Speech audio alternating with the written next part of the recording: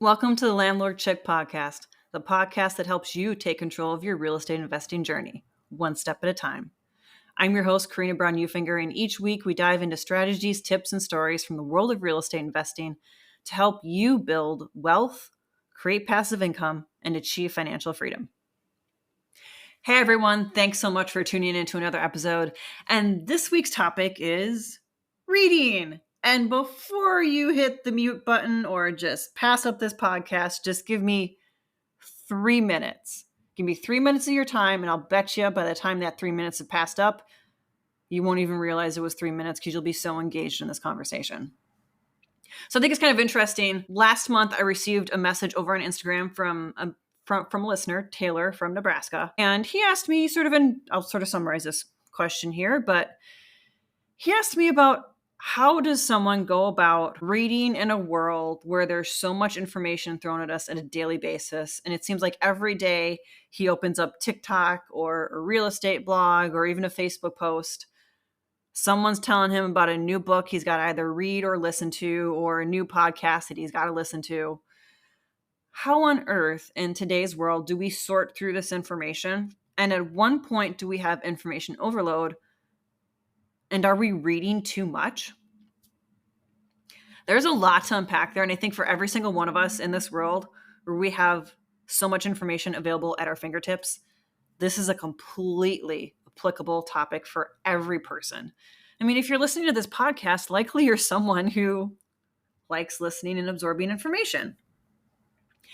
And first off, there's nothing wrong with that. Most of you know I'm a very avid reader. I love learning as well. I wouldn't say I love learning everything. There are certain things that I could go my life without learning. Chemistry would be one of those. Math would be another one. But unfortunately, because of my job, I do have to have some sort of relationship with math, even though I feel like it's a toxic, abusive relationship at times. So there are things that I have to learn, and there's things that I like to learn.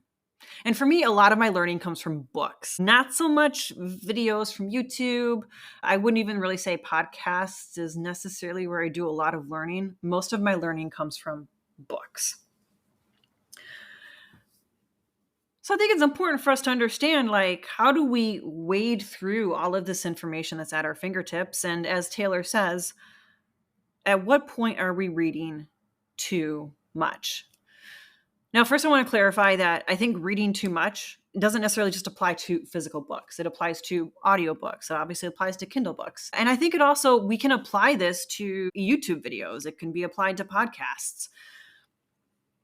So should we be limiting our content that we're absorbing? And at what point do we do things with this content? So first, let's talk about, can we read too much? And my honest answer to that is yes. I think one of the biggest disservices that exist out there is this sort of trend. Well, it's not really a trend. I think it's been going on for a while, but I want to call it a trend because it's almost all over your face this time of year on YouTube Shorts, Instagram, TikTok, where everyone's posting about what their reading goal is. I'm going to read 36 books this year. I'm going to read 48 books this year. I'm going to read 63 books this year. If you can tell by my tone, I have a problem with this. See, my problem with this is that many times if we set a goal for ourselves to read X number of books, we're really just reading for the sake of making that number grow. We're not reading for the sake of absorbing the knowledge or implementing anything or even just pondering or thinking about what we're learning. Now, don't get me wrong. For the people out there that are strictly fiction people, and all you read is fiction, all you listen to is fiction. I mean, first, I don't know why you would be listening to this podcast. But in case you are, or you're wondering about those people, like, hey, how can they do that? I have a feeling a vast majority of them are reading sort of fiction books, assuming that they're even really reading that many books. I mean, let's all just have that little moment of, it's on the internet, it's a TikTok thing. Is it really true? Are you really doing that? But that's my issue with these reading goals, is that it's about getting to a number. But the experience of reading a book is so much more. One of the quotes I learned early on, and I think I got this from Ryan Holiday over on the Daily Stoic, which I don't think it's even his original quote. I think he got it from somewhere. But he talks about how books are a way to have conversations with dead people. And now it may sound a little creepy at first, but when you think about it a little bit more, we don't really have the opportunity to have conversations with amazing people like, just throwing out a few names, you might not agree with me, Ulysses Grant, J.D. Rockefeller, Cornelius Vanderbilt, Dale Carnegie, just a few people that unfortunately we're not able to have conversations with these people because they've passed on to the other side, whatever you believe that other side is. So for us, one way that we can sort of converse or commune with a sort of small c there, communion with them, is through engaging in books about their lives or reading their autobiographies. And each one of these people that I've talked about, even if they're not actually books like about real estate, there's still things to be learned about their lives from these books that you can implement. So for those of us that are reading nonfiction books, I don't think a reading goal does us justice because it's not about the quantity of the books that you read. It's about the quality of information that you get out of it and what you do with that information. So for me personally, I don't have a reading goal set by number of books. This is the first year I'm not doing that. Every year before, I have done a reading goal by number of books.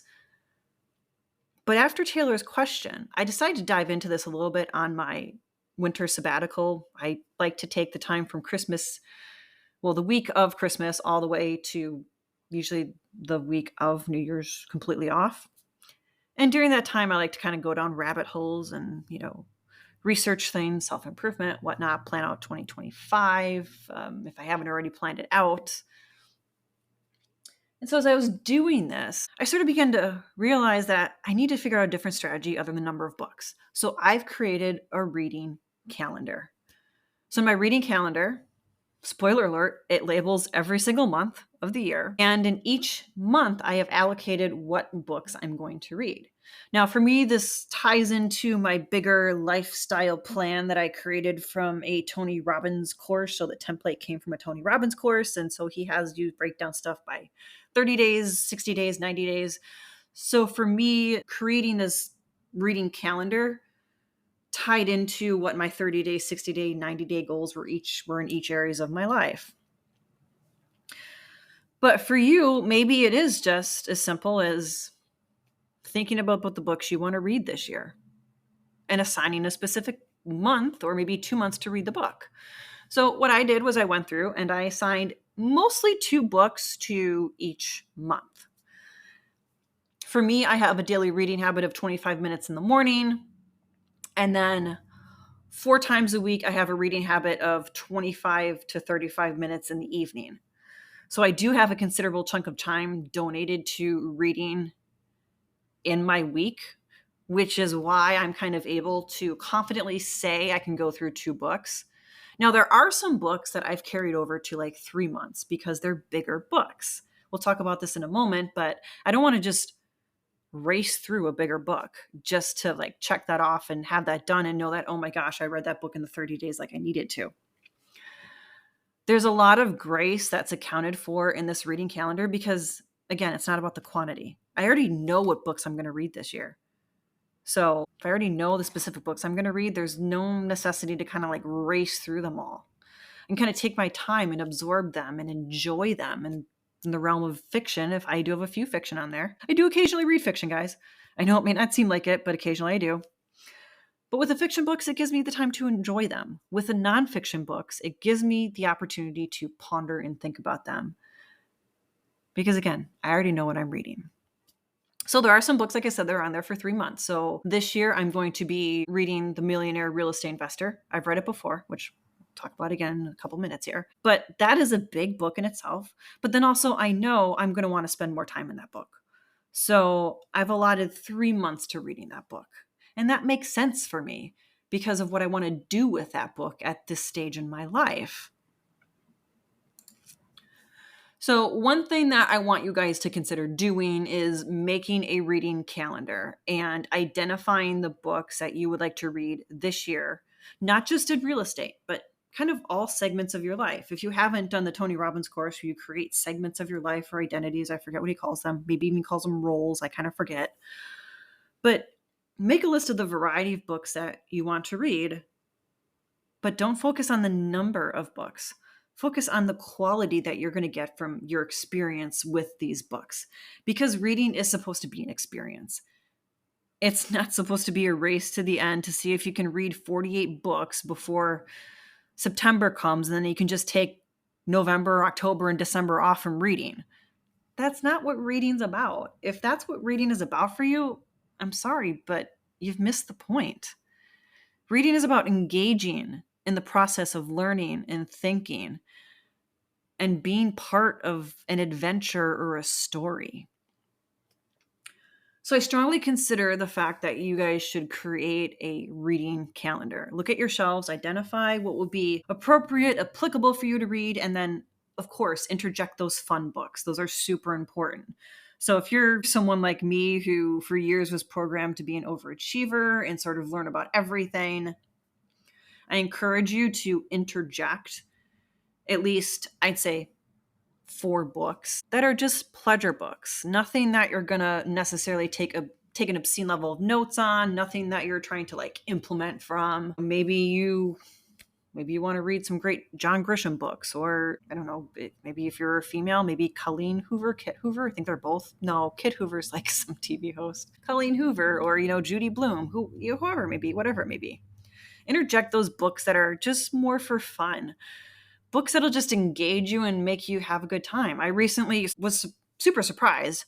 I really enjoyed reading a book by Amaryllis Fox, Coming of Age in the CIA. And it totally enamored me right from the beginning. It was a nonfiction book. I didn't think it would really enamor me this much. Like, I got drawn into it so quickly. And I just really enjoyed it. I didn't read it to learn anything. I mean, I kind of did like in the background, just sort of like periphery knowledge or background knowledge about how the CIA works, but I didn't read it to like actively learn things where I'm going to take notes. I'm going to, implement this. It was just curiosity. And that was a glorious experience for me. So when we're creating a reading calendar, interject those pleasure books, those ones that will just be fun for you to get into. And those ones might even surprise you. Because like I said, I wasn't expecting this book to be that kind of book for me, but I loved it. And honestly, I would probably read it again, even though I know how the story ends. I mean, why do I keep reading Abraham Lincoln biographies, even though I know how they end? Because it's fascinating. It really, truly is. So now that we know the books we're going to read, actually, let's go back to that for a moment. Because one thing I think that is totally underappreciated in our reading and learning society is the idea of rereading books. Because today, more than ever, we have so many books at our fingertips. But if we go back just like 100 years, people were not inundated with brand new books every single day, not even every single week.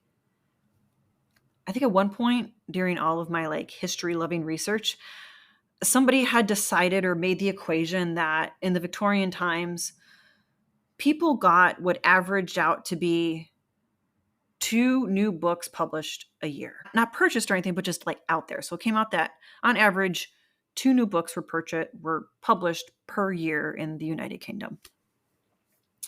Obviously, kind of like ebbs and flows. Sometimes there's more, sometimes there's less, but people didn't have like thousands of choices coming out every single year. And so what happened was back in that day, they would reread books. And if we're going really far back to the day of some of the greatest philosophers, like, I don't know, let's talk about Socrates and Aristotle and, everyone's sort of favorite philosopher nowadays, which I think is the author of Meditations.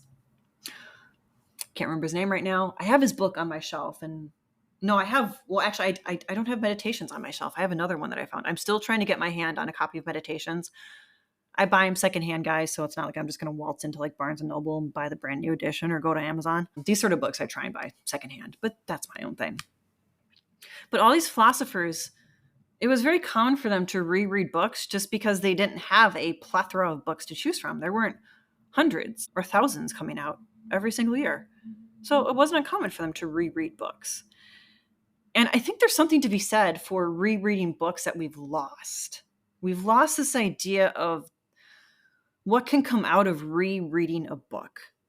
So let's take a book like Millionaire Real Estate Investor. I mentioned it was on my read list. I mentioned it wasn't the first time I was going to be reading this book. I first read this book about 7 years ago. At that point, my portfolio was kind of relatively new. And when I was reading it, there were a lot of topics where it was good to kind of know existed in the back of my head. But yet at that point, I was like, that is so far off from being applicable to me. Like, I'm not even going to really bother highlighting or kind of really pondering this. Like, it's cool. I know it exists. Great. Well, if I never come back to read that book ever, I'm never actually going to go back and relearn or reintroduce myself to those concepts that 7 years ago seemed like they wouldn't be applicable for 10 or 15 years. But I've recently kind of realized in the past 60 days that where my portfolio is at, I'm at that point much sooner than I thought I would be. So remembering that there were these great concepts in this book, I put Millionaire Real Estate Investor back on my read list to reread it from start to finish. And I know I'm going to read it differently than I did the first time because my life is in a different position. There's this very common concept in theology where people talk about reading books of the Bible multiple times because each time you read it, it's going to hit you differently. Like something you read in there is going to be more applicable than it was before. I hear this most common when it comes to the Bible, so that's why I thought I'd make this analogy.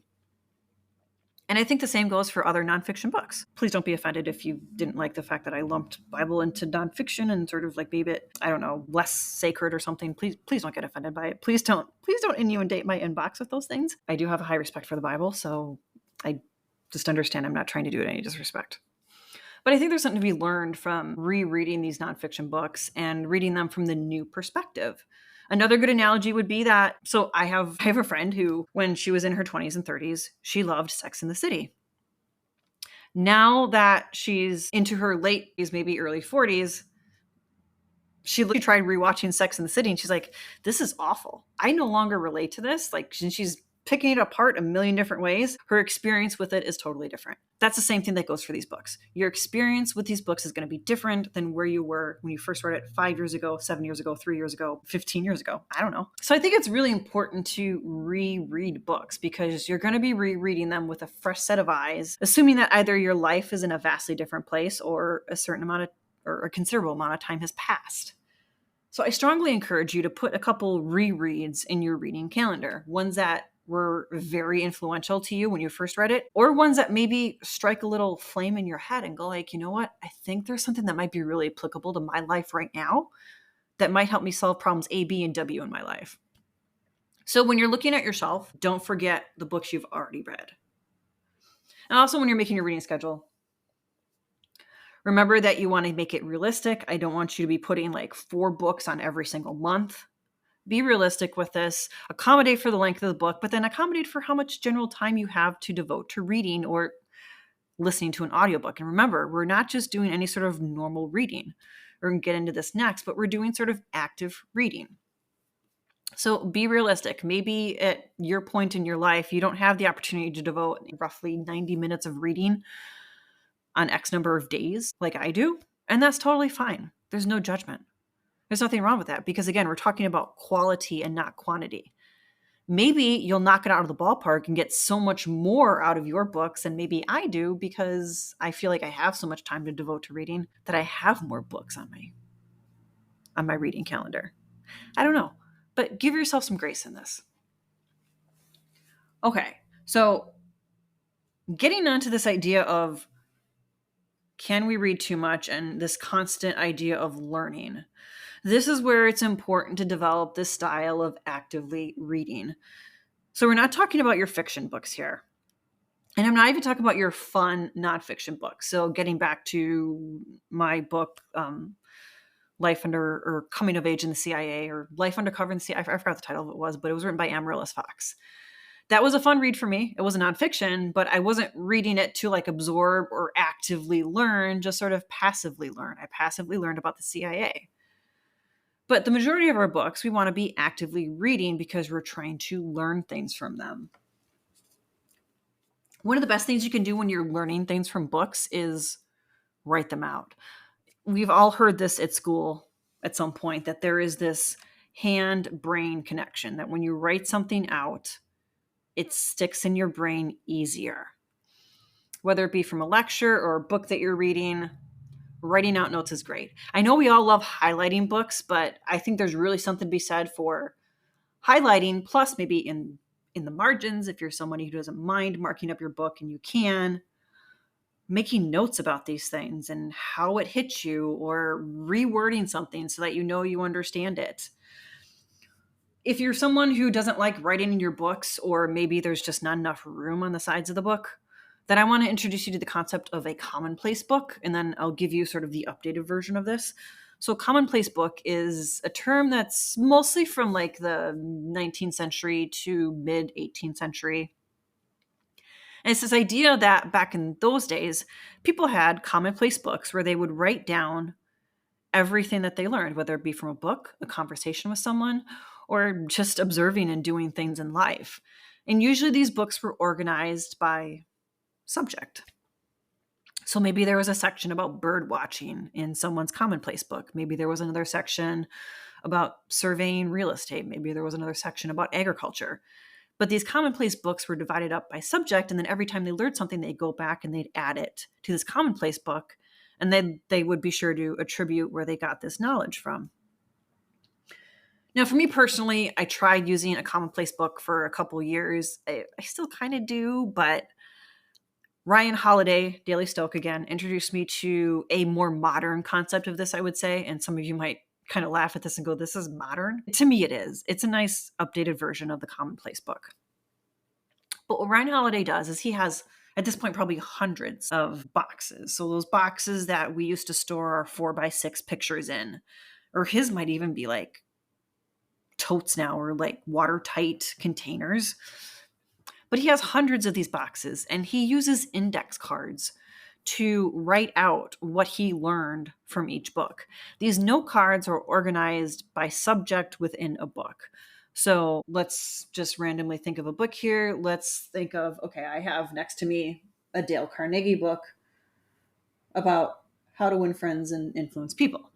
So if Ryan Holiday was reading that book, he'd be making his notes and everything. Once he's done with that book, he goes back and he transfers what was important to him, the highlights and the notes, onto the applicable index cards based on the topic. And each index card says how to win friends and influence people, Dale Carnegie, and maybe the subject is small conversation. So all of his notes about engaging in small conversations are on that card. And he puts it in the appropriate film box, per se, which are organized alphabetically. And there are sections, the little section header cards, which then tell you, okay, everything behind here is the section on small talk. So I think that's a really great idea. And for me, I started to implement it before my personal life got turned upside down. I have to get back into it and start doing it again. And I will be doing that this year, because for me, I think it'd be so much better to be able to go to one of my eventually boxes, plural, and pull out all of my note cards on internal rate of return if I need to refresh myself on the topic. And what's great about this is that not only do I have, let's say, all of the information on internal rate of return that existed in the book, Everything a Real Estate Investor Needs to Know About Cash Flow, but if internal rate of return was mentioned in a Robert Kiyosaki book or a Dave Ramsey book, then I'll also have a card from those section. So I'm not just getting the information strictly from that one book on internal rate of return. I'm getting all the information I have on internal rate of return at my fingertips. And I know, like I said, some of you are going to be like, that is not a modern way of doing it in your view.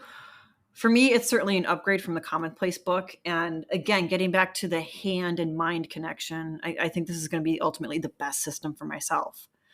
Now, how do we actually know what to put on our note cards? What do we know what to highlight? And this is where it comes back to just slowing down our pace at reading. At one point when I was in college, I had learned that when you're reading a textbook, you should read a page once just to get familiar with it, and then read a page a second time to truly think about and ponder what is being said on that page. So when I'm reading my Thomas Jefferson biography, which is what I'm currently doing, for me, I want to actively learn about it. I want to actively learn from it. So I'm reading a page the first time through at sort of a normal pace. Then the second time I'm reading it through, I'm just reading it slower and I'm paying attention to what's resonating with me. Is it something about Thomas Jefferson's life that I didn't know about? Is it something that I find extremely fascinating about life in that time period? Or is it fascinating about the history of the United States? And that's when I'll use my book darts. There are certain books I will highlight and there are certain books that I won't. I don't know, for me, my Holy Grail biographies are not things I like highlighting. So I will use book darts. So if you don't know what those are, they're little reusable things that you can slide onto the edge of a paper, and it's a dart because it comes to a point and you can point it specifically at a line or particular sentence. So I have my book darts in there. And then I'm also taking notes. And I'm taking my notes in my commonplace journal for this because I'm not necessarily going to go back and I don't see myself writing a biography on Thomas Jefferson. So why do I need index cards on Thomas Jefferson? Don't get me wrong. If there was something I felt was applicable to one of my other topics, I would totally go and, I guess, unfortunately, create an index card just for that book, for that one thing. But generally speaking, I'm just going to be writing when I'm learning about Thomas Jefferson in my commonplace. I'm reading it slowly. Sometimes I'm rereading paragraphs and I'm thinking about what strikes me, and I'm taking a moment to pause and just, why? Why is this hitting me right now? What seems important about this right now in this moment? And that's when you're really going to be taking things in and actively reading and reading for a purpose. This is where reading for a purpose comes in. It's when we take the time to not only enjoy the book, but to learn from the book and execute upon the book, which is the next topic we're going to be coming into. So when we've thought about something in a book, maybe you're at the end of a chapter and you're like, okay, how is this chapter applicable to me? Is there stuff I want to execute upon right now that I've learned from this book? And that's a really great habit to have when you finish a chapter, particularly when we're talking about action books, not necessarily like action adventure books, but books that we read to learn to take action upon. So reading another book about real estate or being an entrepreneur, it's a great idea at the end of a chapter to think about what you learned in that chapter and decide what, if anything, you want to execute upon. And in that moment, you're going to take it further and you're going to actually determine how you're going to implement it.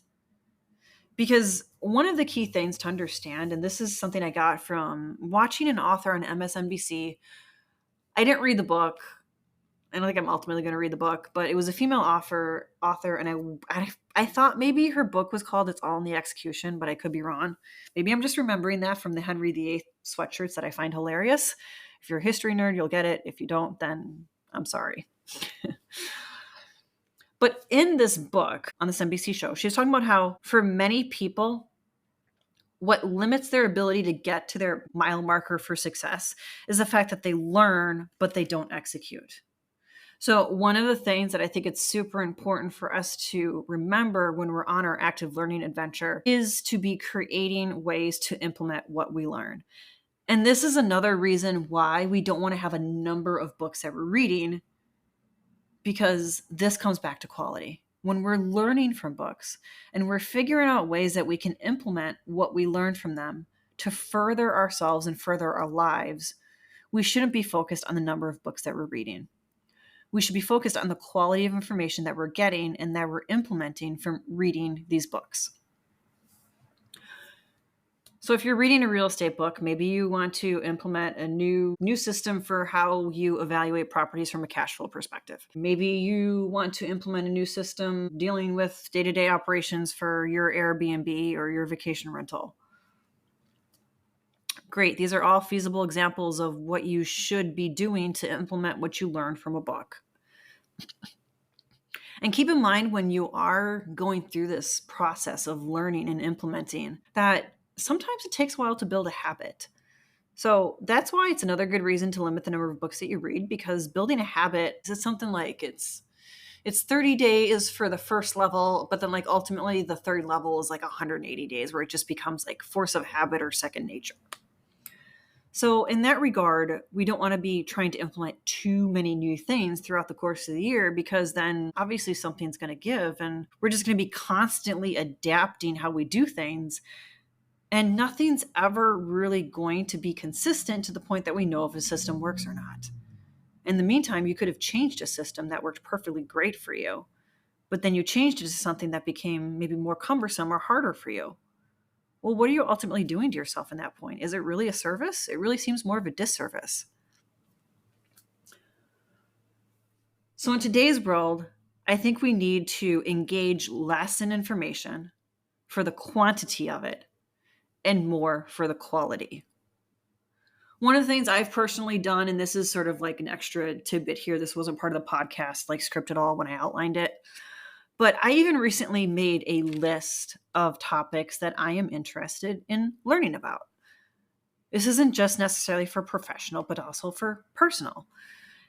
And this helps me also keep my reading on track, or at least I hope it will in the grand scheme of it, because if I go back to this list on things I want to learn about, yeah, here's the thing, guys. I'm not going to be likely to pull out a book on the world's greatest baseball players. Like, that's not something that's going to truly interest me. I like baseball. I love watching it. I've always been a fan. I can't say it's something I really want to learn about. So in the event that there's this big, shiny, flashy new baseball history book that everyone's talking about, I'll be reminded by looking at my list that, you know what, despite how much people are talking about it, I really don't have an interest in learning that. So I'm going to pass on reading that book.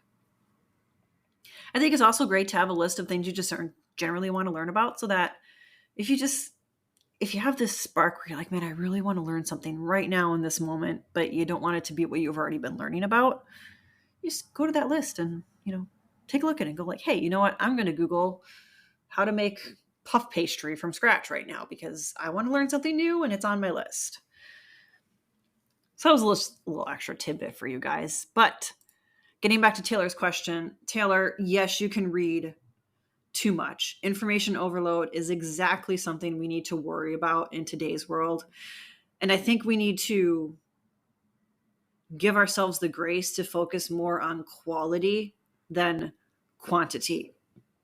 And I personally, you guys, I think I've talked about this before, where I'm usually very late to the boat with TV shows. And that's because I don't really want to get distracted by new shiny things. So, true story here, like by the time I started watching Downton Abbey, I think it was in the last season and maybe even the finale had aired. But I just didn't want to get distracted from what I already knew that I liked, what I was engaging in, and I didn't want to like get detoured from that.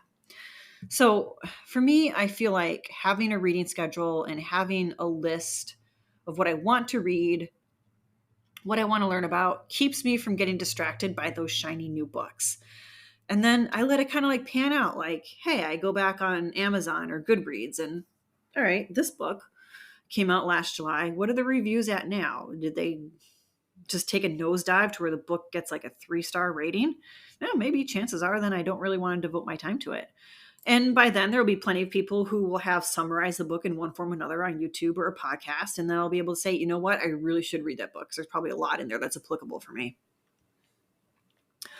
So Taylor, I think you need to implement a system that works for you for actively reading and program yourself to cut out the noise about everything else that exists out there. I encourage you, Taylor, and everyone else to create your reading schedule, to start some sort of commonplace knowledge system, whether it be a book or the index card system from Ryan Holiday. And make sure that you're reading when you can actively engage in it, assuming that it's a book that you want to actively read. So you aren't doing yourself much service if you're listening to your Dale Carnegie book on your commute into work, because unless, of course, you're on a L train or a subway or a metro or in a cab, you're not going to be able to like actively write and take notes. So I really don't encourage people to stack productivity time or whatever the trendy way is of referring to that. In this regard, if you're really truly reading a book to learn from it, make sure it's when you have the opportunity to sit down, take notes, and really ponder and think about what that book is saying to you. Ooh, all right, guys. This was a long one again. 35 minutes. I think I may have to adapt my idea that I want to keep these under 30 minutes. All right, guys. So I hope you came away with things that you can implement from this podcast. Also, if you haven't yet, make sure to subscribe to Landlord Chip Podcast so you never miss an episode. If you found today's episode helpful, please leave a review wherever you're listening to it. It helps others find the show and join our community. And if you want to track me down, Taylor tracked me down on Instagram, Landlord Check. You can also find me on my website, briopropertieswi.com, or over on Bigger Pockets, that real estate investing site. Find me, Karina Eufinger, EUFINGER. And until next time, invest smart and live boldly.